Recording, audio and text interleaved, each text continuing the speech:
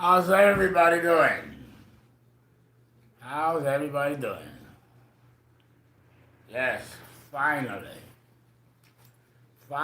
I'm able to, get on the air. Finally. It's been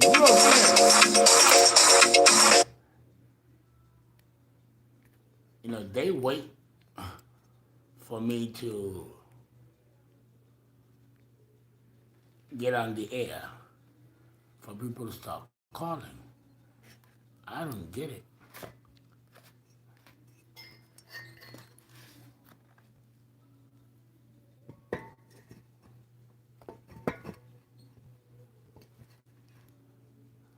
There we go.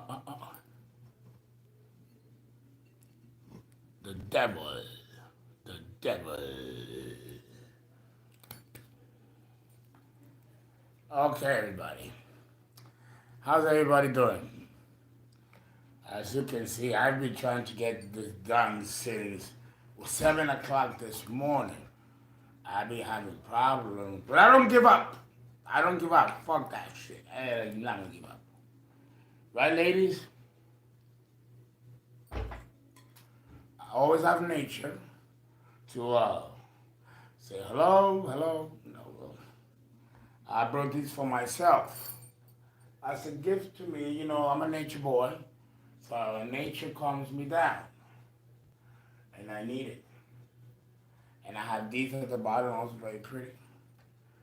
Oh, no, I can't move the camera. If I move the camera, here we go. You don't want to be left behind. Oh, here's the other one. No. So when I surround myself with nature, that which is beautiful, and beauty is relative. It's a relative term. Anything can be beautiful or not so. It's all on how you see it. Okay, wow! I've been trying to do Libra since 7 this morning. You also saw the 9 minutes or 7 minute video. It's crazy. Crazy, right? And of course I did the sacral chakra video, part 1. And today I'm gonna do part 2, the sacral chakra. It's already on Patreon. Thank you guys for being members of Patreon. And if you're not a member, go ahead and become a member. And thank you for your support. I have a few people that still need to do readings for. Kyra, my friend Kyra from New Orleans, she's in Texas. I didn't forget about you. I've been dealing with some demonic energy, fighting back and forth. So when that happens, I can't read anybody. Destiny. I hope you got the video. I hope you liked it. Great. Penelope. The follow-up with Penelope. Mr. Wyckoff. Ilman. Betsy. Beatrice. I'm still trying to reach you, Beatrice. Hugo. Yeah, we do have a number, but it's an international number to you, but we can't access it. We can't reach you. Something about third-party carrier, which I thought we had to reach London. So we're going to get that squared away Monday, okay, guys? Linda from my school, and Shanti Farmer, and Shandon from my school. Please call me this weekend to review the occult courses that some of you took, and of course your birth charts, your birth charts. I have a student in India who is not doing very well. I wish her lots of recovery, lots of love. She's one of my best students. She's my prize and jewel of India. And I wish her a speedy recovery.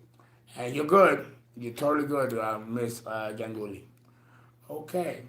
Having said that, for those of you who are interested in entering the School of Astrology and the Occult, we begin on the 23rd of February, the new semester, the new year.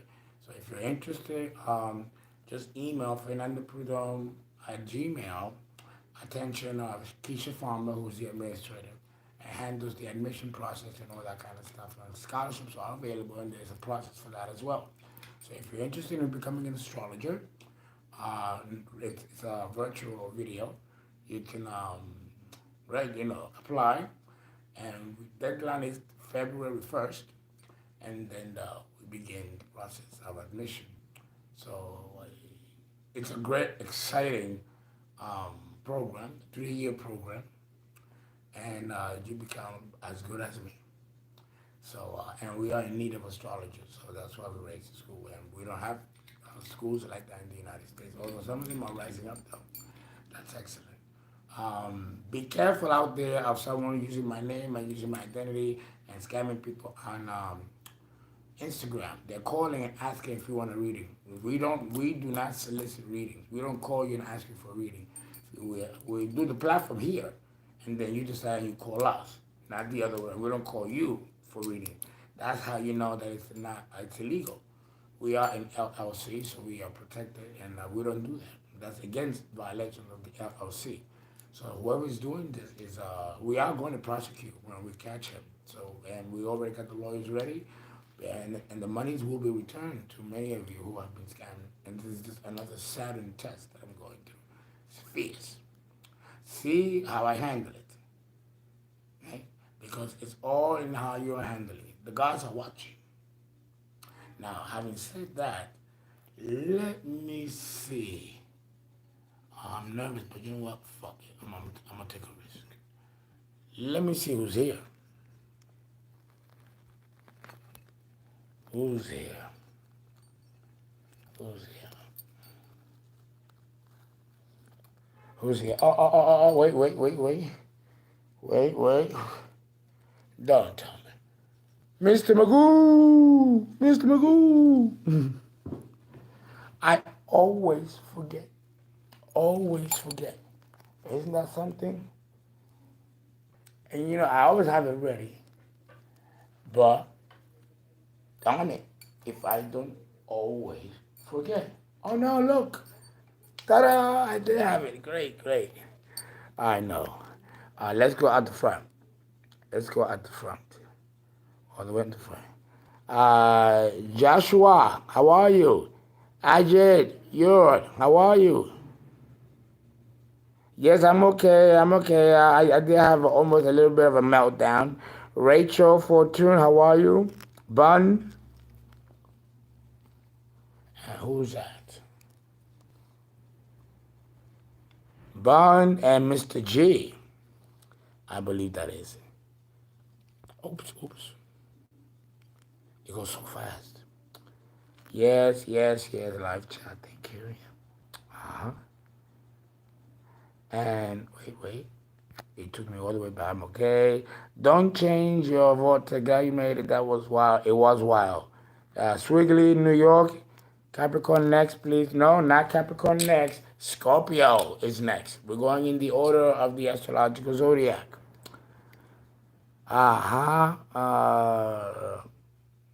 Swinglia, we have Mason G. My Carter, how are you? How are you, my nieces and nephews from another mother? Let's see, how are you? Who's that? Marcus Gray, how are you, Marcus Gray? Samantha H. Velvet Rose, Luna. Oh, yeah, this is is that my pretty boy Marcus from Dallas? Hey, Marcus. Oh, dear. That's Emily calling me. 1 second. That is crazy. Call me, and he's talking with somebody else. It's like the demon. Oh, no. Okay. Wim Cypher, how are you? Angelica G. Vanisha Maza. Very good, how are you? Welcome. And Ree and Tess Sood. Love you too. Love you more. And who else? How are you? Fernando, again, just asked, did you or will you do part 2 on the blood type? That's been done. It's in Patreon.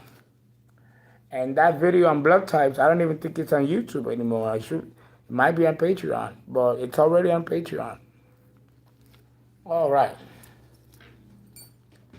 So here we go. Okay. Libra. Libra.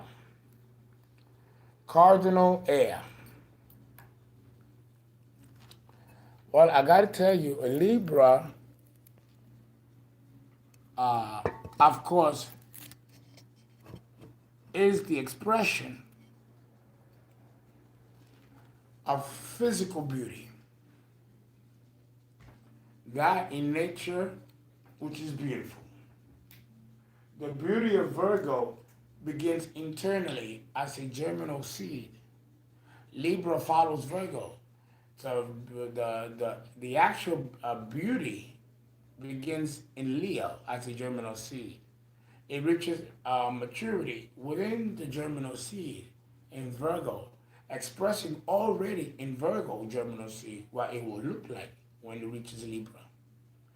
In Leo, it is only the impulse of it, whereas in Virgo, it becomes an actual energy manifested, but not yet taking form. When it reaches the cardinal sign of Libra, then we have physical form of the primordial germinal seed which began in Leo, which is true human beauty, reflected in nature. The Creator reflected in nature. This is the esoteric meaning behind Libra.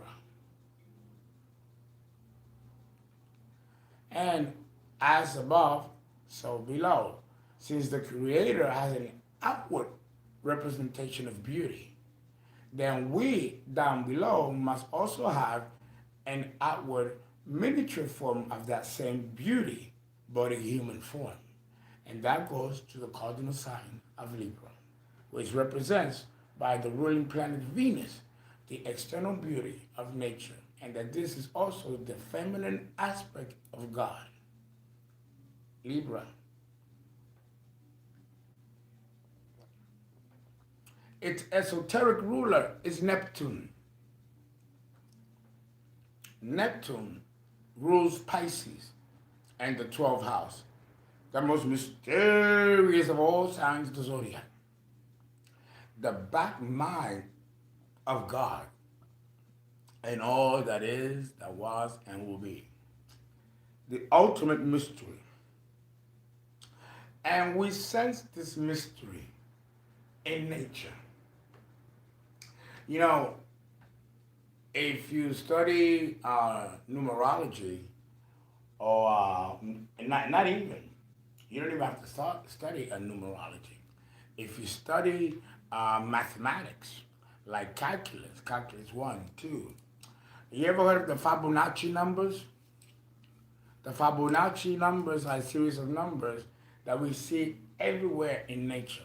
It's like a geometric paragraph, hologram, but it's mathematical. And when you calculate this flower here, the way this flower grows, the reason why it grows that way is because of the Fibonacci numbers. The point on sevens, and then it spirals outward, like our universe, spiral universe. This is a spiral. See, the same reflection of nature, it's seen, and nature meaning the space and the cosmos as above, we see it below. This could be a black hole or a vortex. We see that same twirl, and the mathematics to calculate black holes also use the Fibonacci numbers on a greater scale. So here is God miniaturized, as above, so below. So this is the fingerprint of God in all of nature. And this aspect principle is represented by the cardinal sign of Libra.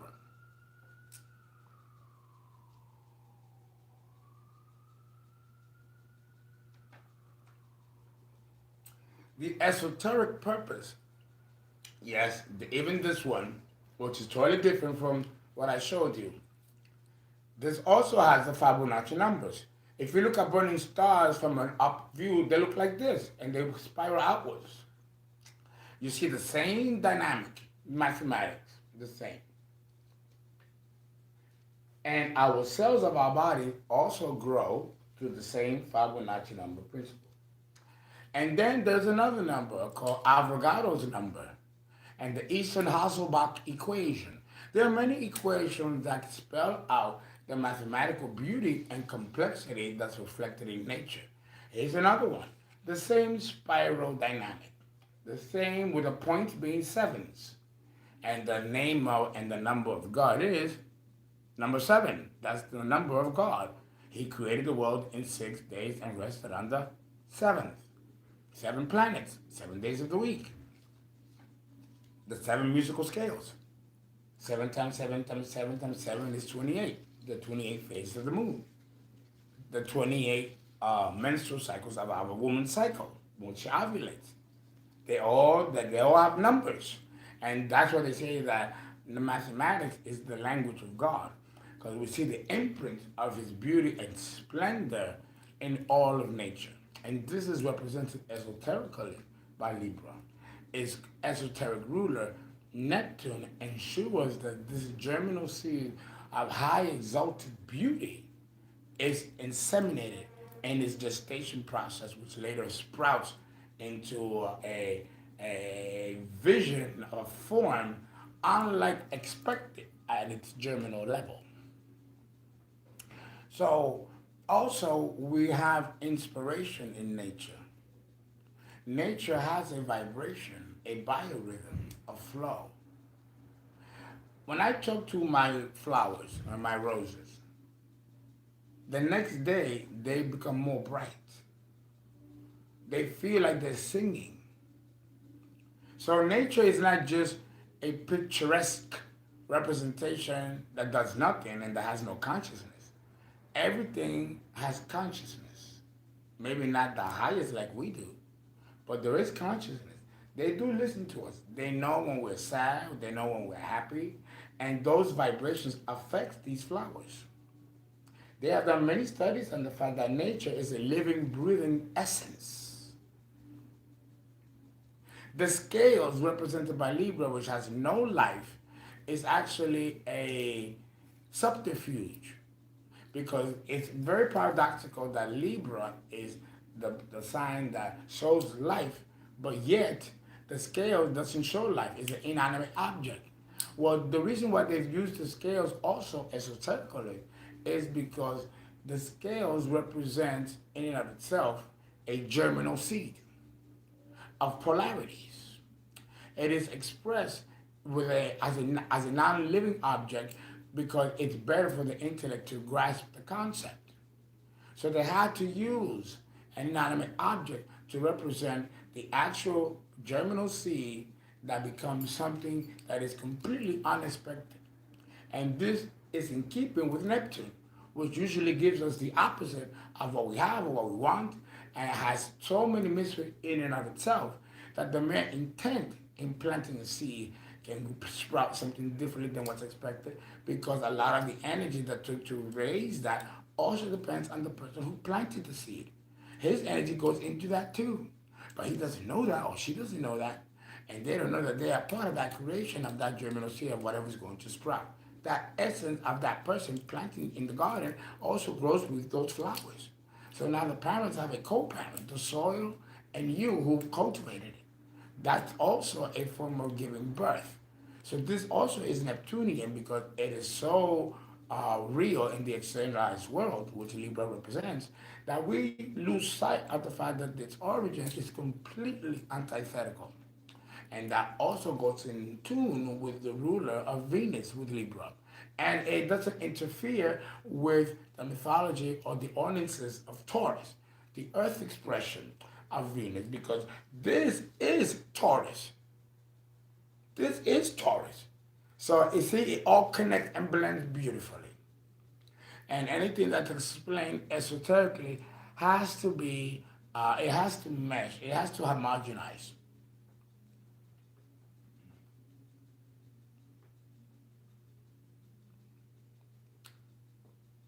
My sambuca with a little bit of sun kiss. And it's a liqueur,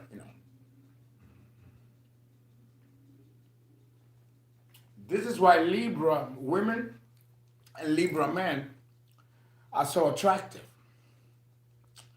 They're attractive, well, when you're born attractive, there's a lot of factors why someone is born attractive. And it's in the horoscope too. Usually if you're born in between cusp and the ascendant, that is, these are cusps of beauty. You're going to be very attractive if you're born in between cusp. Or if the sun and moon is in between cusp. Those are some of the signatures.